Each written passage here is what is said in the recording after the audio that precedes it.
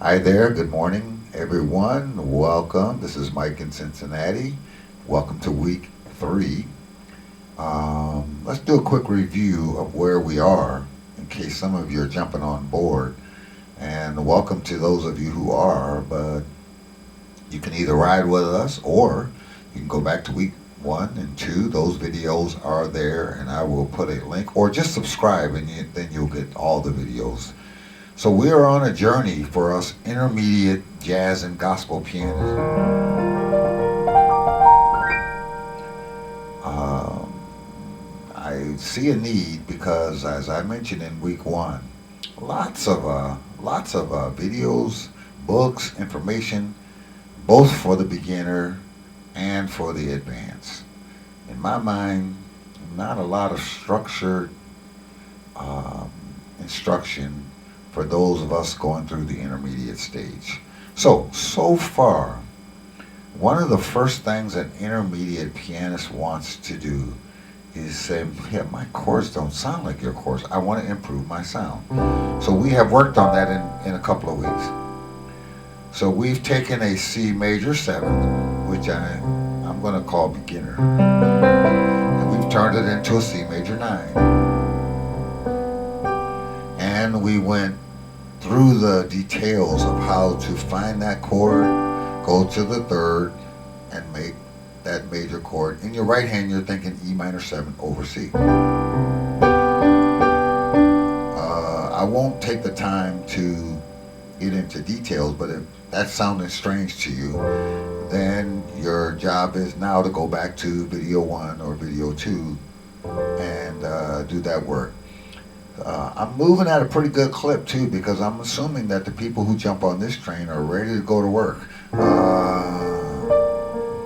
I saw I saw an advertisement somewhere said learn piano in 30 minutes. I said, If you want to get good at this, it does require, especially in this intermediate phase, is just to sit and play and play. Do your push-ups, do your reps. That's an F, B flat, here's a. This is where you should be pretty comfortable. So we work these free throws, reps, push-ups, whatever metaphor, analogy you want to use, around the circle of force. That's one of the ways you do it is around the circle of force. Let's say you're working on minor chords. Here, well, here's C minor, here's F minor, here's B flat minor, here's E flat minor, here's A flat minor, so forth and so on. I mentioned this earlier in the earlier videos. Another way to do it is chromatically.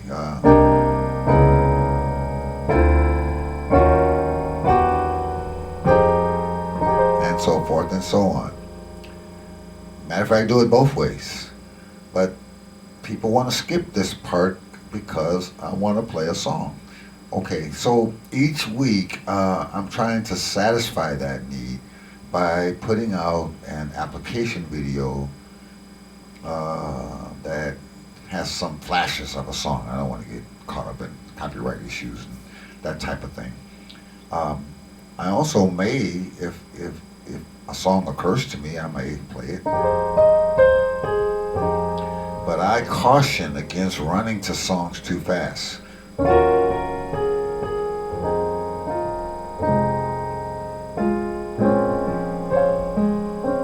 I'm not playing a song right now.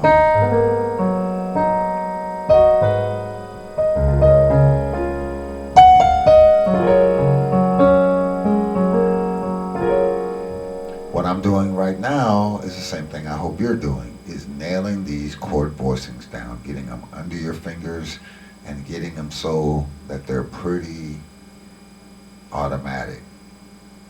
Now, if you don't have them all perfectly, we can still go on with this week. But note to self, keep working on these voicings so that the time between your brain thinking E flat minor 7th and your fingers executing one of those two voicings, that's our money voicings, is like pretty fast. Pretty fast. Now, I know eventually we'll get to songs. You'll get to songs. But when you get to songs, you'll have that foundation built under you. All right, what are we going to do this week?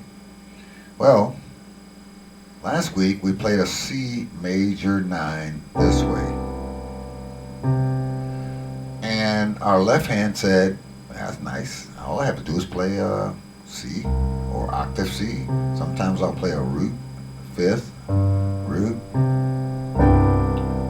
Left hand is off the hook. Well, we're getting ready to put the left hand on the hook. Because this week we're going to move every voicing we had. This is why these are money voicings, because they're so versatile.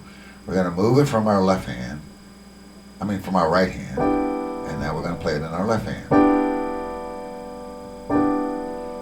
This is the voicing you are expected to play when there's a bass player around. So you see C major 7th, but you've worked on this so long, you know that this is the you want to call it an upper structure? Fine with me. Bass player's got that. You've got this. Or you can go boom, come up and get it. Boom, boom. You can take care of all of that with your left hand. Boom. Depends on the speed of the song, and it depends on how much you practiced it. Stride pianists did that for years. Boom, boom, boom.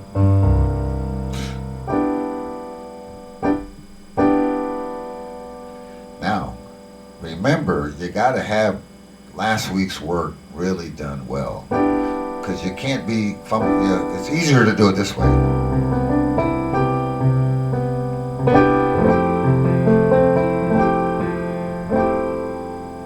And I know a couple of pianist friends of mine, this is where they live. They live here. And they don't go much further. Okay. It's up to you how far you want to go. Now, but we're going to take it a little bit further in that we're going to play a root, or the bass player is going to play a root, and our left hand is going to come up and get one of these two voicings. Well, what's the right hand supposed to be doing? Well, right hand could be doing several things. It could be maybe improvising.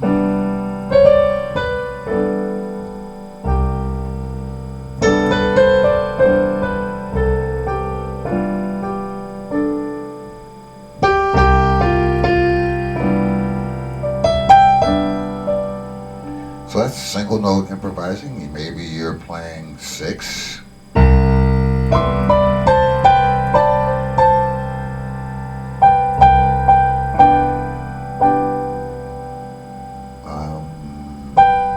Six are nice.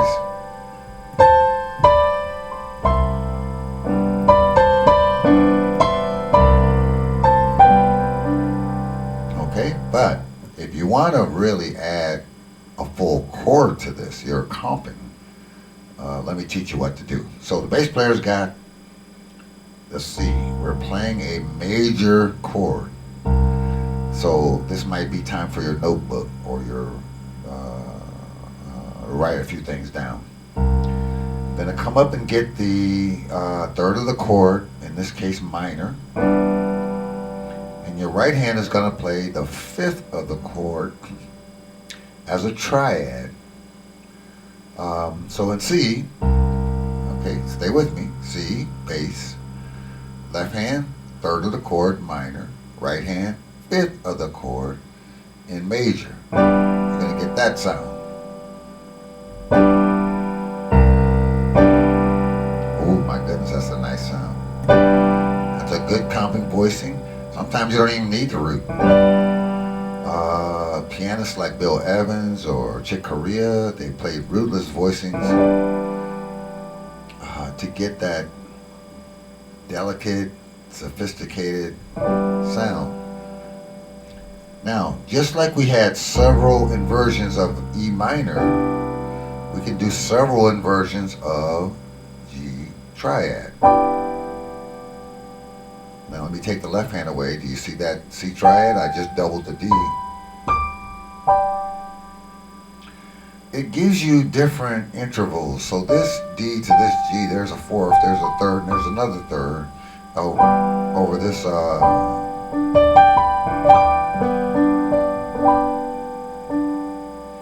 Yeah, I could do this inversion here. I could do this,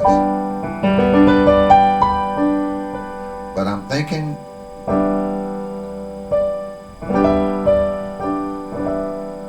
G triad over E minor over C. Now let me put that in numbers versions because we're not always going to play in C.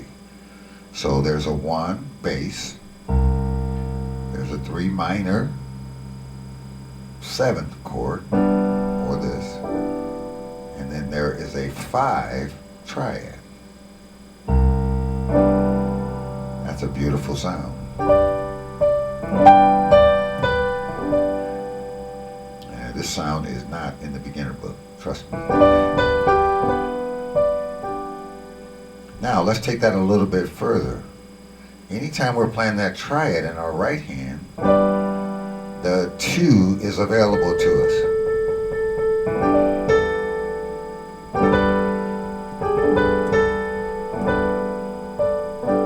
So remember last week we talked about 2 chords. So let's play a G2 over E minor with a C bass. Oh my goodness, that's a nice sound.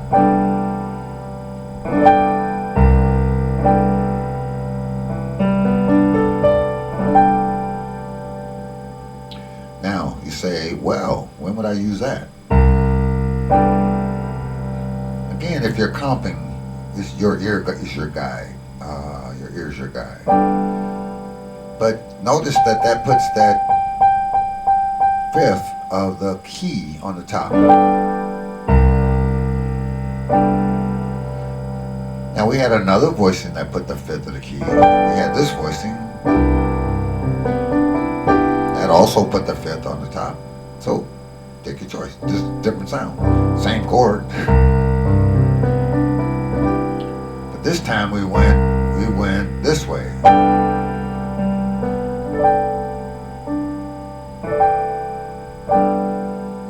So write this roll down in your tablet or your notebook that you're following along with, that the first thing we did was we took our chord that we learned in our right hand and put it in our left hand. Either we have a bass player playing that, band the box can play it, their sequencer can play it, but somebody's playing the bass down here, or not. And then icing on the cake is you want the 5th of the chord on top of all of this, either the 5th or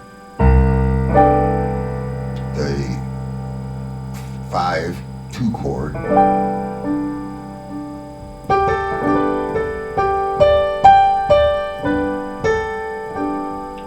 So let's just say I'm coming to the end of a song and it's in the key of C, and I'm playing a 2-5-1. Happy birthday to you.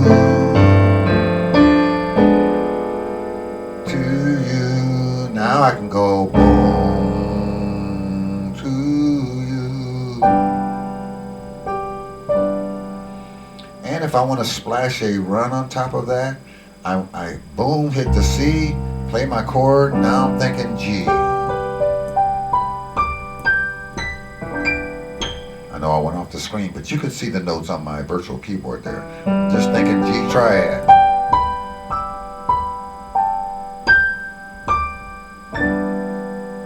Now that wasn't in the G triad, but I stretched it and brought it back. That's a technique we'll get into in future weeks. All right, you got that? Let's try it in a different key. Okay, so we have C major. Let's do F major. Now, before, F major looked like this.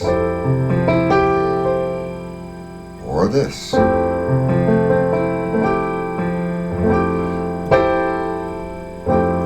So, what do? We're gonna take our right hand chord and put it in our left hand. Left hand is not getting off the hook. Now we want to play this up here. That's getting a little high, but you can do it. So different keys are going to fit in different places. You probably want to be comping in this octave, in this area of the piano. Somewhere between this F sharp and maybe this D flat. You don't want to get too much lower than that. Playing chords. Maybe this C is even getting down. Your ear and your piano, it depends on what you have your keyboard set on. Is it set on Rhodes or is it set on piano? How bright it is, etc. But as a general rule of thumb, you want to stay in this area of the piano when you're comping. So an F chord sounds pretty good right there. Let's play it down here.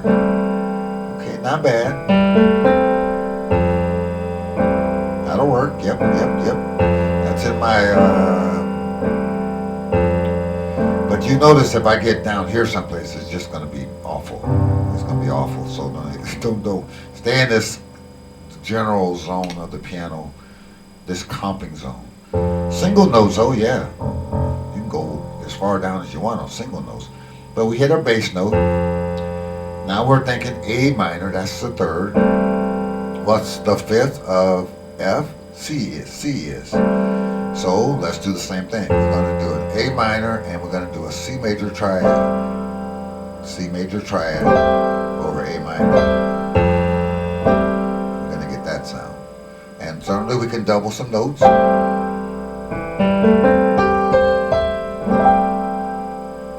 That's the sound we're after.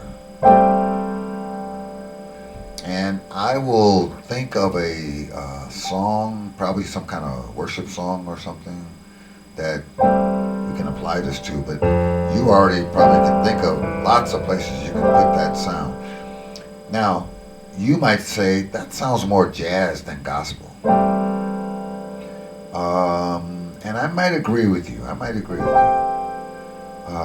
But one usually tracks with the other. The same chords you hear in what we would call modern gospel are the same as jazz chords. There's no distinction. You'll style it the way you know your church. If your church is a little bit more old school, you might not play that. But you might find a way, maybe some talk music, you get it in, or a prayer is going on, and instead of playing this F chord, see how we have graduated from, that's kind of a beginner chord. So we've graduated to this.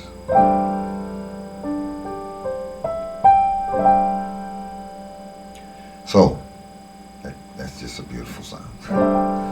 That's just all that.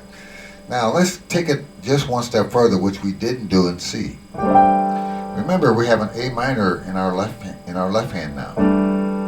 Well, nothing's stopping us from putting an A minor in our right hand, and then come back. See that A minor there? And now come back.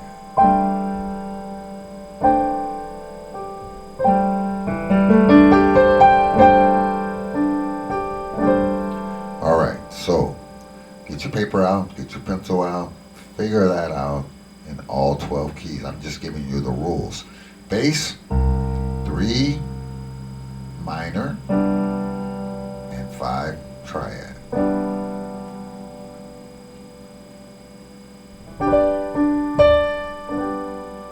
Now, if that makes no sense, then put a comment below the video or shoot me an email and I'll try to explain it a different way. All right, let's talk about minor chords. So here's where we were last week. I'm playing a C minor 9, or here. Again, this should make sense. If it doesn't, go back to video number 2 or week number 2. So we're getting ready to do the same thing. We're going to say, okay, left hand, let's get to work. We're going to put that chord in our left hand, and either the bass player's playing it, or we're going to play it rootless, one of the two.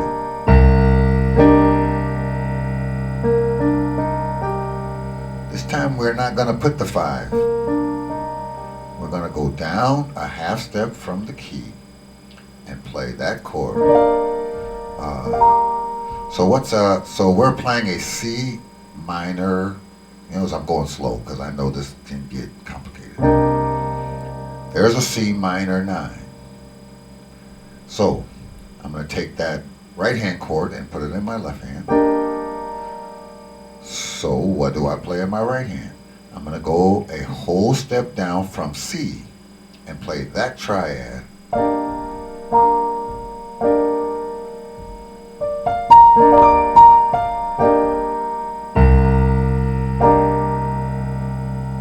It gives me a C minor 11th, by the way, for those of you who are tracking theory.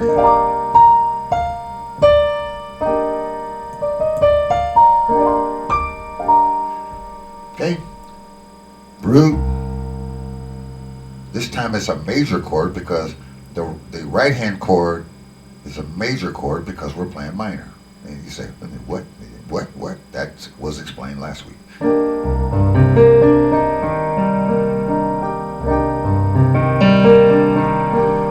So I'm playing this E flat major in my right hand, so I could do all kinds of rolling stuff in my left hand. As long as I know the C minor scale.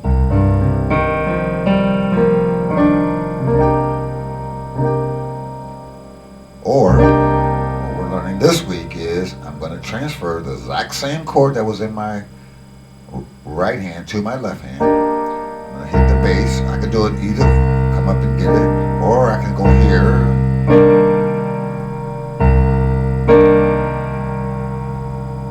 Or here. Now, I'm thinking that I am playing a C minor 9. What's a whole step below C?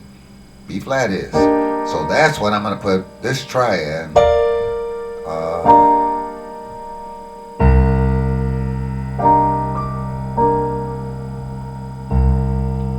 That's just beautiful.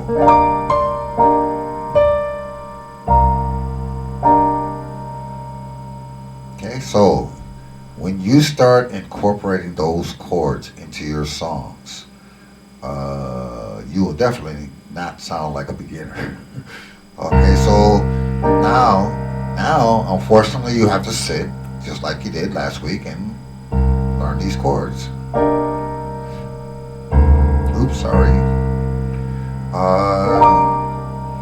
Okay, so this same B flat chord I'm playing in my right hand, the 2 is available. So I can play a B flat 2 here. Let's see how that sounds.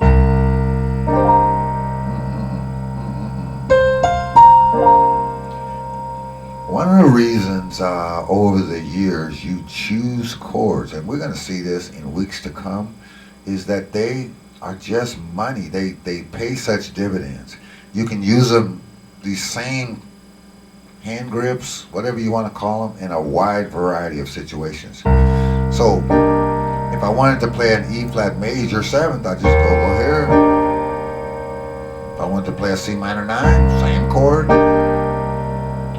Here is we learned the B flat 2. B flat 2, in other words, we're playing chordal voicings from the 2nd of B flat.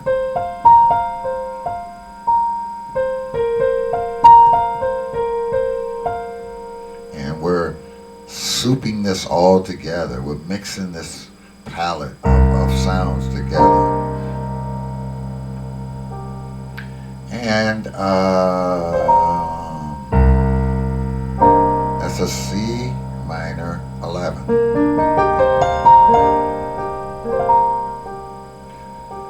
So let's say I'm thinking of that as a 2 chord, right?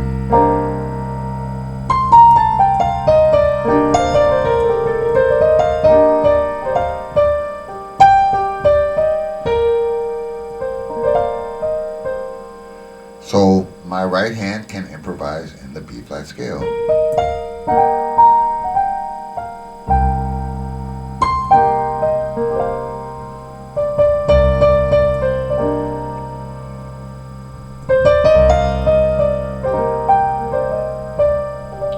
So your right hand is free to improvise.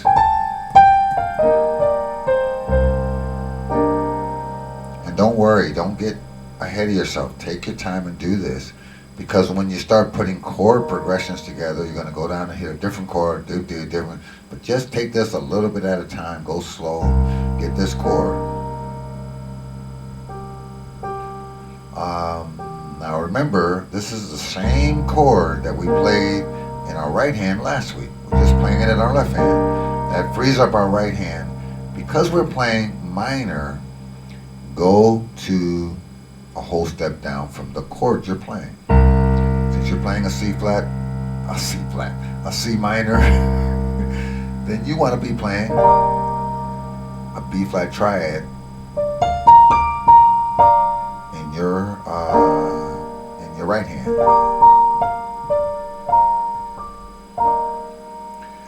Experiment with different inversions of this.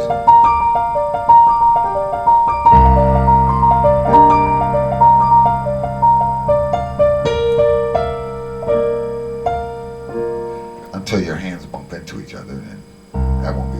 All right, so let's say we went to this chord with it. Now we can go here.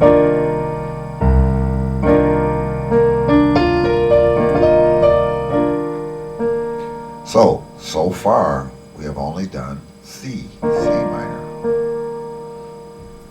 All right, little quick review. If you're playing a major chord, we want to go to the fifth. You hear that bright major sound, and inversions work. Two chords work. If you're improvising to the two of that triad will work.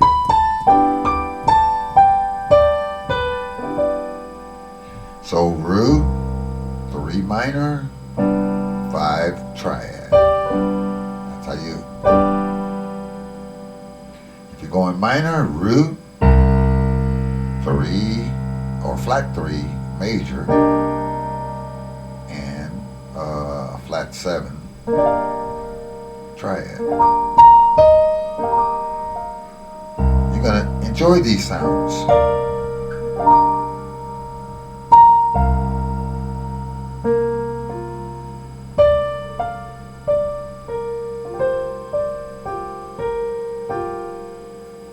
Okay, I was enjoying those sounds myself.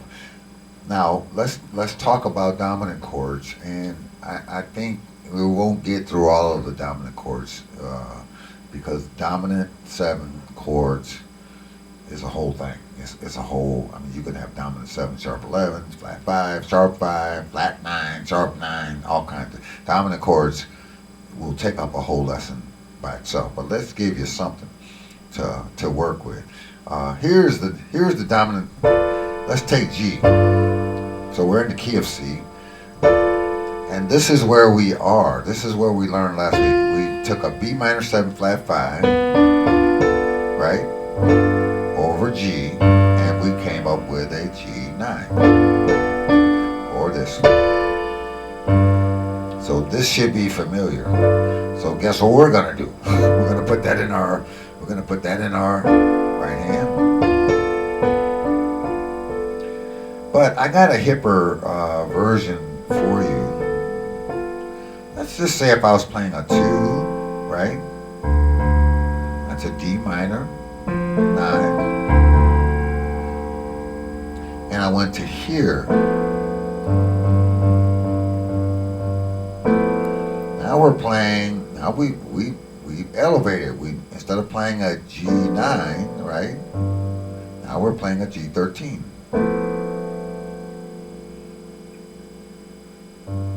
So do me a favor, and this hand grip, either hand, doesn't matter. So this, in our curriculum, this is new. This is new. So this is the much more sophisticated way to play a dominant chord. Now you're going to find out why I am picking this particular one and calling it money.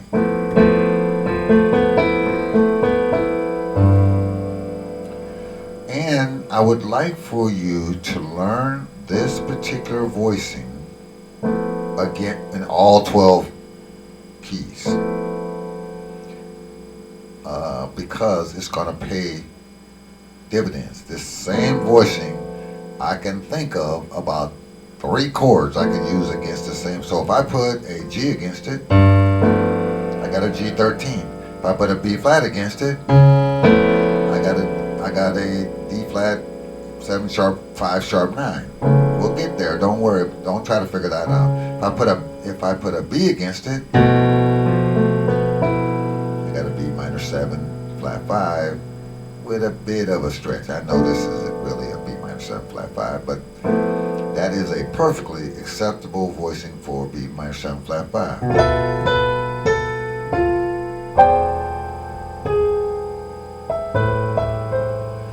So what I just played was a 2-5-1 heading into a minor chord, or what some people would call 7-3-6 in the key of C. You say, what the heck did you just say? No, stick with me, stick with me. For now, and I think that's enough.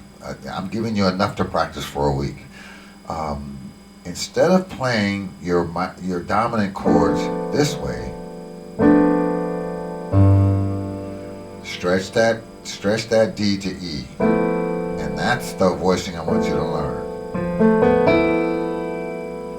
It too is going to have 2 inversions, but let's just take one at a time. Let's learn this one. So, this voicing, let's figure out a way to get it very quickly.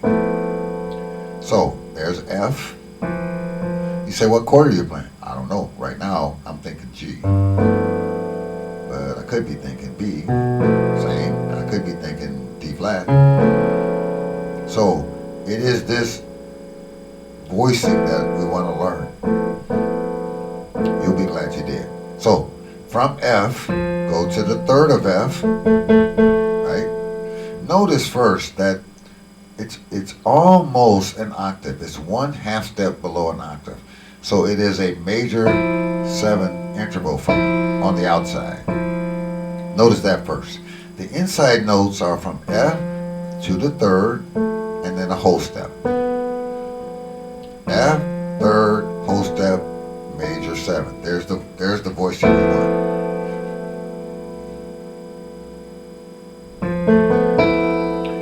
Okay, so let's do it on E. E, what's the third of E?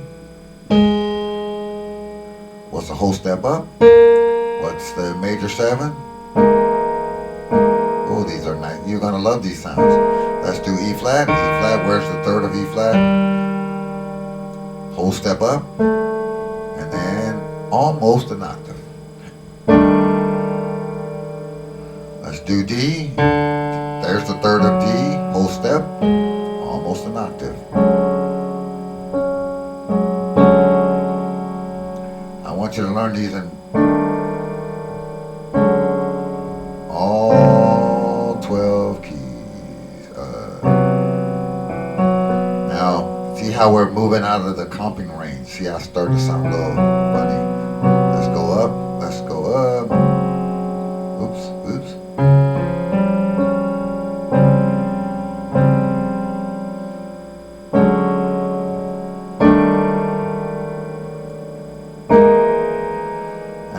We were doing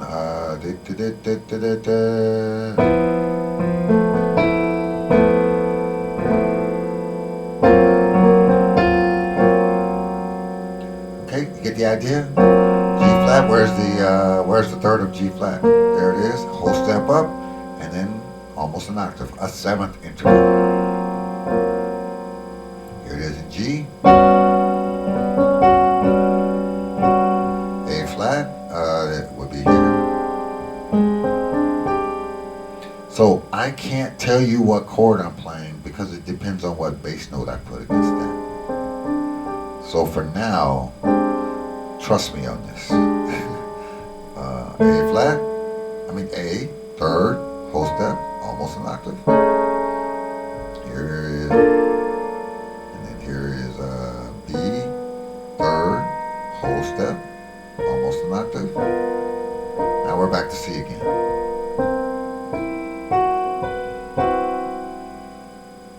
Okay, now let's just take let's take this one.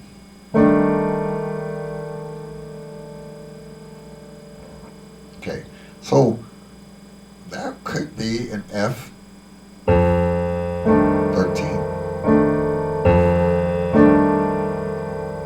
All right, so let's stay with that for a while. What do I do with my right hand? See this finger here? That's telling that finger says play that triad, in this case G, in my right hand.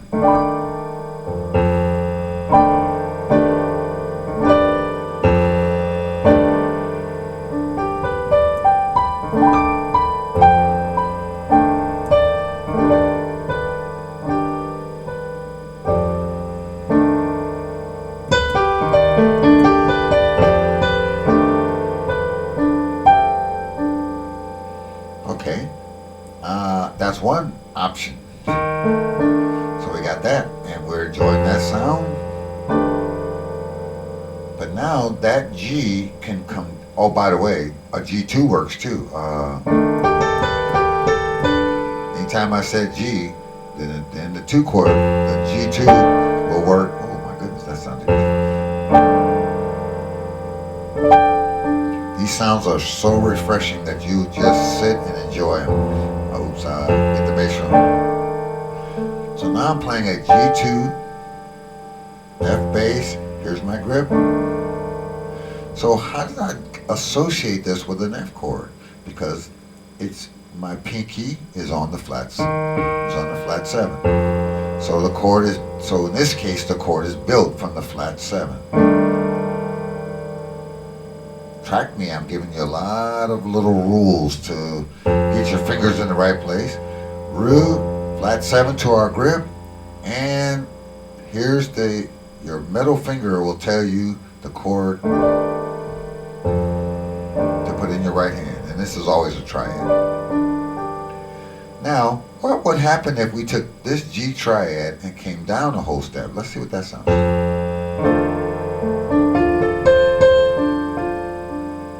Or maybe an F2.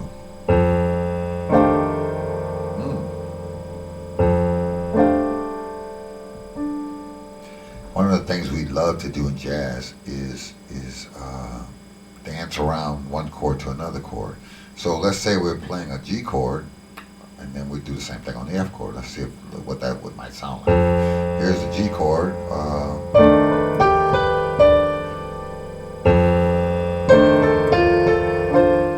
So a little lick.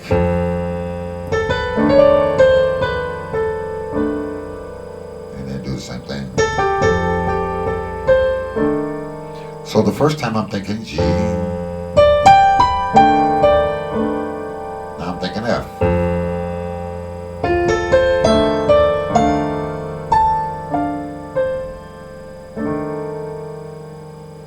So the other thing is you can do different inversions. So here's a G, and you might have to practice this. Here's a G chord. Here's an F chord. What's the next inversion of a G chord? Here it is. Where's the next inversion of an F chord? There it is. What's the next inversion of a G chord? There it is. Here's the next inversion of an F chord. And just come on down that way. G, F. So what would that sound like? We're playing an F. And then we go.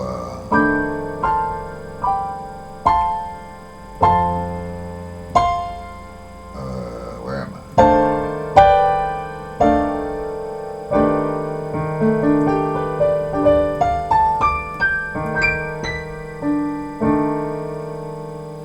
I don't have my counter up, so I don't know how long this video is. So, review. What did we do today? And I know I didn't play much songs, but I'm giving you more of that foundation. So, what we're doing today is we're taking things out of our right hand, so we're just not sitting around playing octaves all day. And we're putting it in our left hand. And then we're figuring out something to do, like an upper structure thing to do, Usually it's a triad, or it could be quartals in our right hand, and that unpacks all kinds of new sounds. Okay, so go to work on that. Now, I did it in a couple of keys, but your job is to do it in any key. In any key, just take your time, work yourself around the circle until you get this concept done in any key. Before I leave you though, let's figure out what chord is this. So there's an F, there's a flat 7, there's a 9, there's a 3, and there's a 13.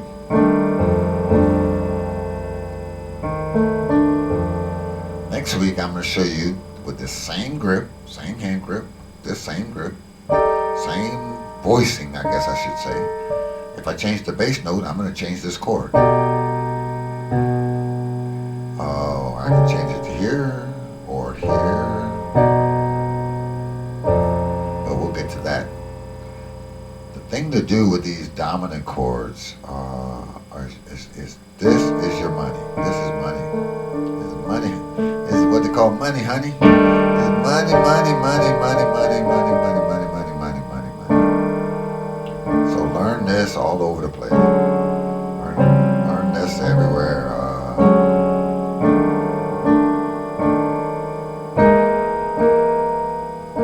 Be able to go to here. I don't care what. 12 of them you have to learn. So you just have to sit there and learn. All right, ladies and gentlemen, thanks. Leave your comments below. Don't forget to subscribe. And every last bit of this is FREE because where I grew up, we were taught to share. Anyway, take care and be blessed.